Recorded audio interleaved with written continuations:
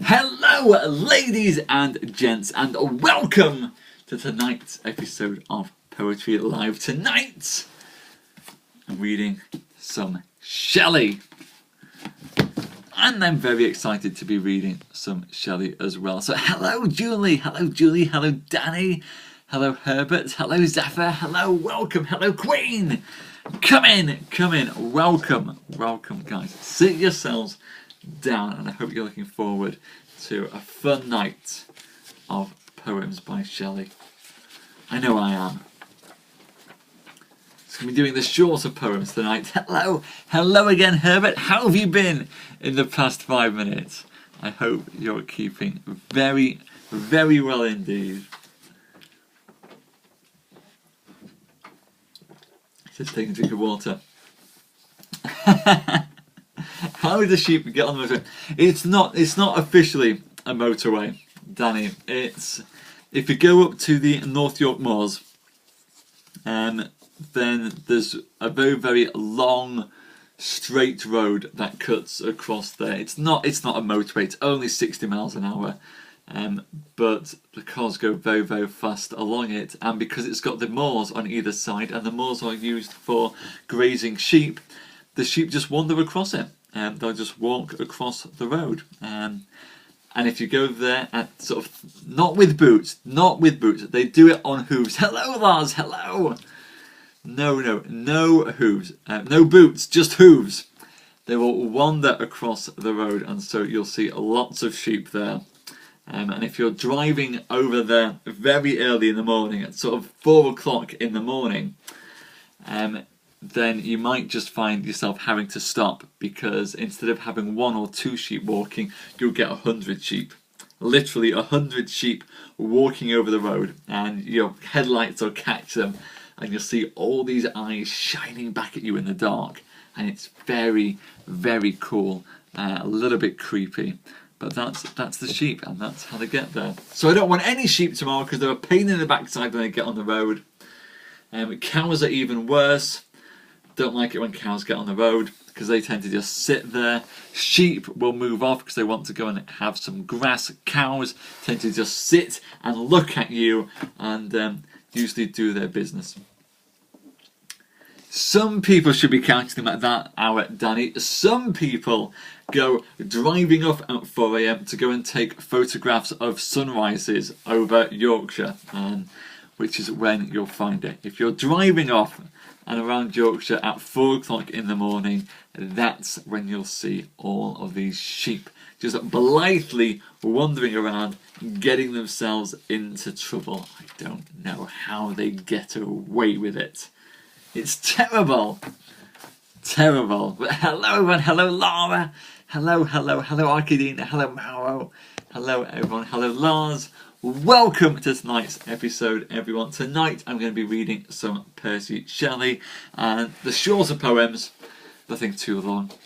But without much further ado, hello, let's get into it. Hello Ollie, welcome, come in Ollie, sit yourself down, we're just about to start. This is Marian's dream. A pale dream came to a lady fair, and said, a boon I pray. I know the secrets of the air, and things are lost in the glare of day, which I can make the sleeping see, if they will put their trust in me. And thou shalt know of things unknown, if thou wilt let me rest between the veiny lids, whose fringe is thrown over thine eyes so dark and sheen. And half in hope and half in fright the lady closed her eyes so bright. At first all deadly shapes were driven tumultuously across her sleep, and over the vast cope of bending heaven all ghastly visaged clouds did sweep. And the lady ever looked to spy if the golden sun shone forth on high. And as towards the east she turned, she saw aloft in the morning air, which now with hues of sunrise burned, a great black anchor rising there, and wherever the lady turned her eyes, it hung before her in the skies. The sky was blue as the summer sea, the depths were cloudless overhead, the air was calm as it could be, there was no sight or sound of dread, but that black anchor floating still over the piney eastern hill. The lady grew sick with a white of fear to see that anchor ever hanging, and veiled her eyes. She then did hear the sound as of a dim low clanging, and looked abroad if she might know, was it aught else or but the flow of the blood in her own veins to and fro. There was a mist in the sunless air, which shook as if it were with an earthquake shock, but the very weeds that blossomed there were moveless, and each mighty rock stood on its basis steadfastly.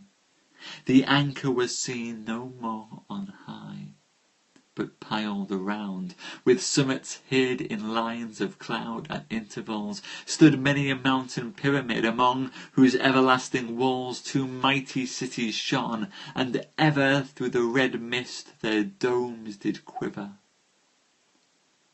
On two dread mountains, from whose crest might seem the eagle for her brood would ne'er have hung her dizzy nest, those tower-encircled cities stood, a vision strange such towers to see, sculptured and wrought so gorgeously where human art could never be, and columns framed of marble white, and giant fanes, dome over dome, piled, and triumphant gates all bright, with workmanship which could not come from touch of mortal instrument, shot o'er the veils, or lustre lent from their own shapes magnificent. But still the lady heard that clang, filling the wide air far away, and still the mist whose light did hang among the mountains shook away, so that the lady's heart beat fast, as half in joy and half aghast on those high domes her look she cast. Sudden from out of that city sprung a light that made the earth grow red, two flames that each with quivering tongue licked its high domes, and overhead among those mighty towers and fanes dropped fire as a volcano rained its sulphurous ruin on the plains. And hark! A rush, as if the deep had burst its bonds. She looked behind and saw over the western steep a raging flood descend, and wind through that wide veil. She felt no fear, but said within herself, "'Tis clear these towers are nature's own, and she, to save them, has sent forth the sea." And now those raging billows came, where that fair lady sate, and she was borne towards the showering flame by the wild waves heat tumultuously, and on a little plank the flow of the whirlpool bore her to and fro. The flames were fiercely vomited from every tower and every dome, and dreary light did widely shed o'er the vast flood's suspended foam, beneath the smoke which hung its night on the stained cope of heaven's light. The plank whereon that lady sate was driven through the chasms about and about, between the peaks so desolate of the drowning mountains, in and out, as the thistle beard on a whirlwind sails, while the flood was filling those hollow vales. At last her plank an eddy crossed, which bore her to the city's wall, which now the flood had reached almost. It might the stoutest heart appall to hear the fire roar and hiss through the domes of those mighty palaces. The eddy whirled her round before a gorgeous gate which stood piercing the cloud of smoke which bound its airy light with blood. She looked looked at the gate of marble clear with wonder that extinguished fear. For it was filled with sculptures rarest of forms, most beautiful and strange, like nothing human but the fairest of winged shape, whose legions range throughout the sleep of those that are like this same lady, good and fair.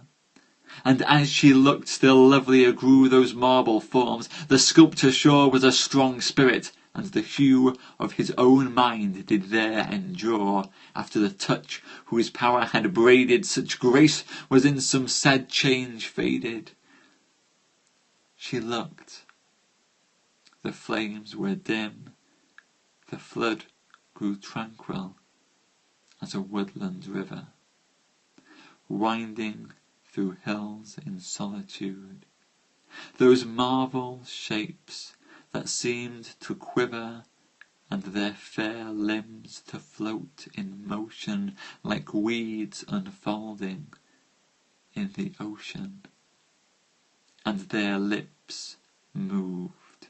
One seemed to speak when suddenly the mountain cracked, and through the chasm the flood did break. With an earth uplifting cataract the statues gave a joyous scream, and on its wings the pale thin dream lifted the lady from the stream.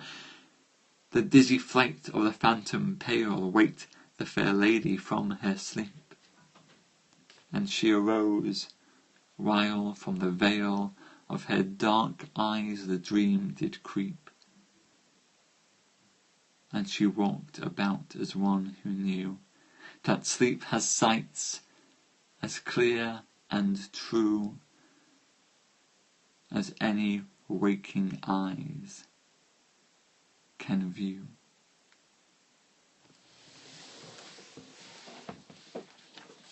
That, ladies and gents, was our first Shelley poem of the evening. That was Marian's Dream. I think in that we can see that penchant of the Romantics for harping on about wonderful visions in dreams.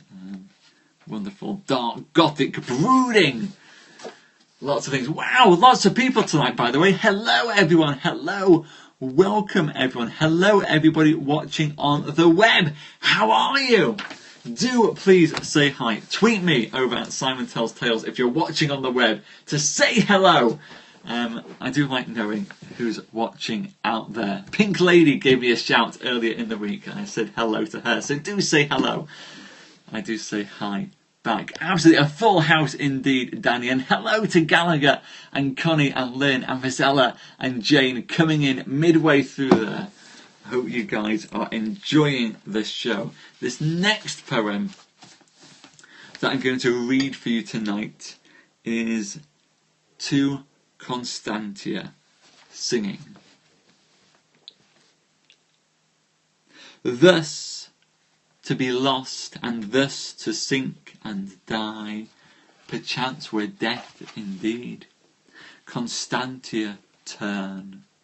In thy dark eyes a power like light doth lie, even though the sounds which were thy voice, which burn between thy lips, are laid to sleep.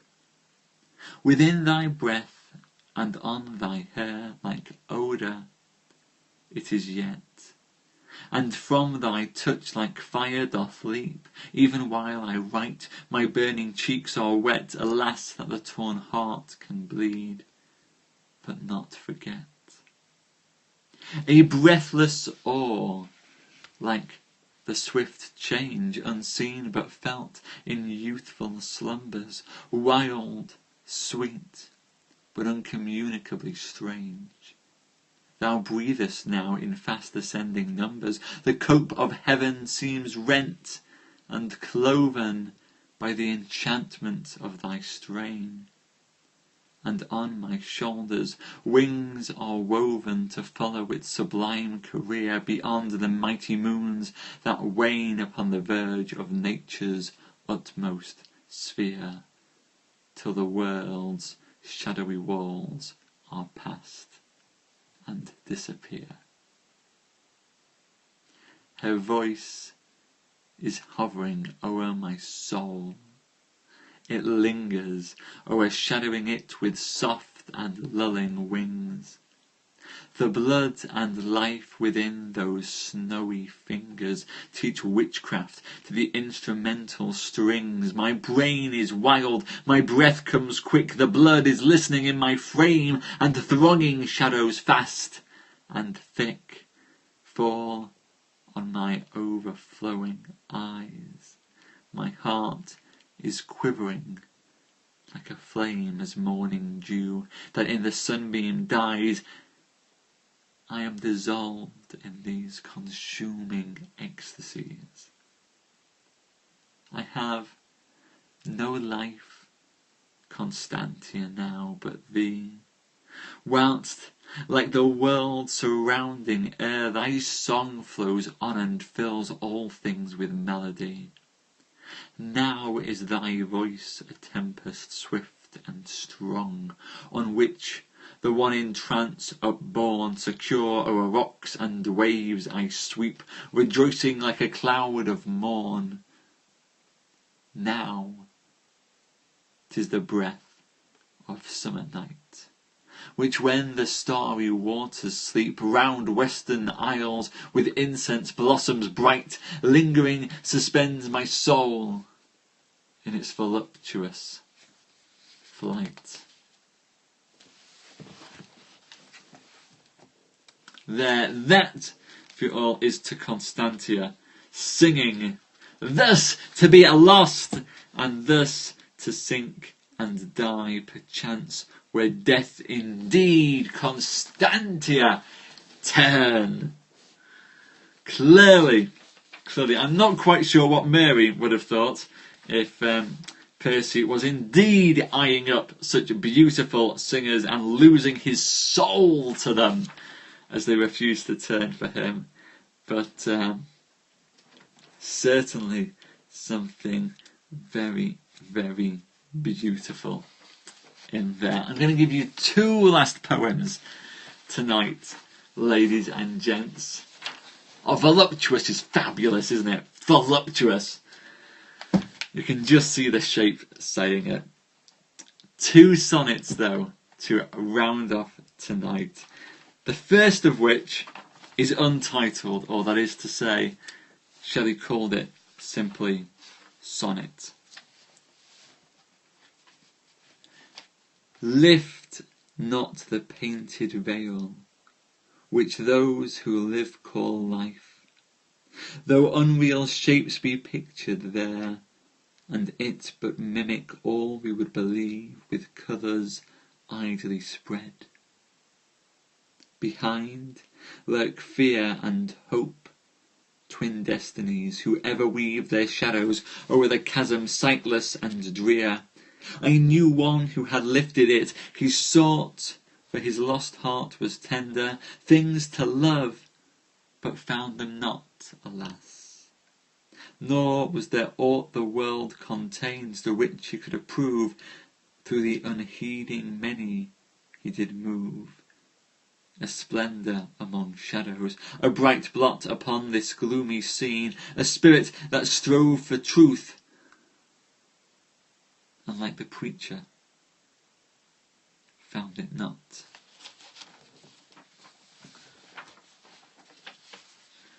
There we go. A slightly dark poem there from Shelley, just to get you into thinking that life isn't what it seems and that there's nothing there. Stop looking into it, everybody. Stop looking into life. Listen to Shelley. Give up. Just enjoy it. And hello, blanks. Hello. Welcome to tonight's show. Just enjoy life. Take a leaf out of Shelley's book. Anyway, one last poem for you all tonight, good folk. This is a very famous poem indeed that I'm about to do. This one, many of you will already know, is Ozymandias. I met a traveller from an antique land who said, "Two vast and trunkless legs of stone stand in the desert. Near them, on the sand half sunk, a shattered visage lies. whose frown and wrinkled lip and sneer of cold command tell that its sculptor well those passions read, which yet survive, stamped on these lifeless things, the hand that mocked them and the heart that fed. And on the pedestal these words appear: my name is Ozymandias, King of Kings. Look on my works, ye mighty, and despair. Nothing beside remains. Round the decay of that colossal wreck, boundless and bare, the lone and the level sands stretch far away.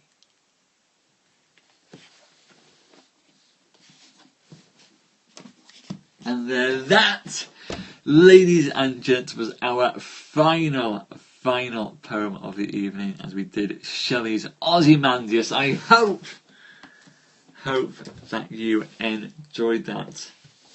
Excellent. Now, I love sonnets as well. I am mad about sonnets. So thank you. Thank you, Lars. Thank you. Nice bit of autocorrect there. Thank you, everyone. Thank you, Laura. Thank you, Herbert.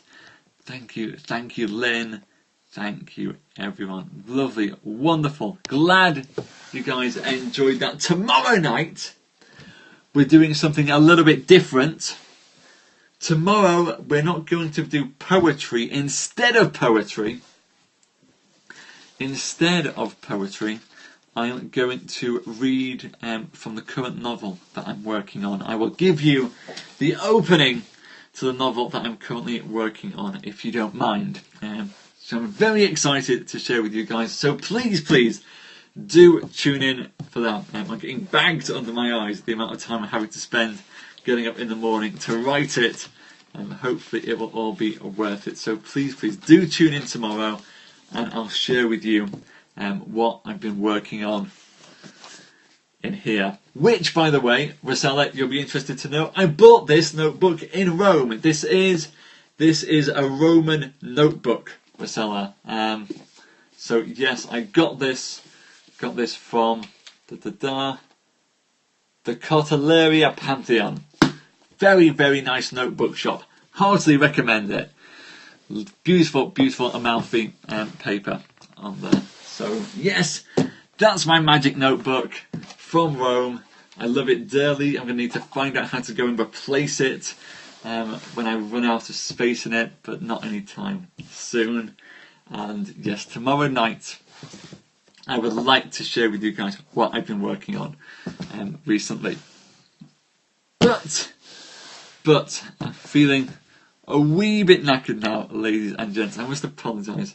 I didn't see Keats and Shelley's house at Rosella. I was only there for, I think, 4 days. 4 days. So I did lots of the typical touristy stuff. I did the Vatican museums. I did the Colosseum. I did the Pantheon. I ate a huge amount. I ate fabulously. Really did eat well there. Went to lots of museums, lots of old sites, and my mind is now pulling blanks. I did more than those 3 things. But I had tremendous good fun, and I can't wait to go back again. Thank you. Yes, absolutely. Time for a road trip. Well, time to get myself my rest back up, so I can get back here tomorrow and see you guys, and then drive down south on Friday. Thank you so much for coming, guys. Big thanks to Herbert and Danny and Queen and Taz, Arkadina, Lars, Lara, Rosella, Lynn, Gallagher and Pac-Man. Thank you so much, guys. Absolutely, I agree. That's the wonderful thing about travelling, and I hope to keep going around all these wonderful places and seeing all these great things. But in the meantime, sleep now. Thank you, Lara. Thank you, Gallagher. Thank you, Lars. Thank you, everyone.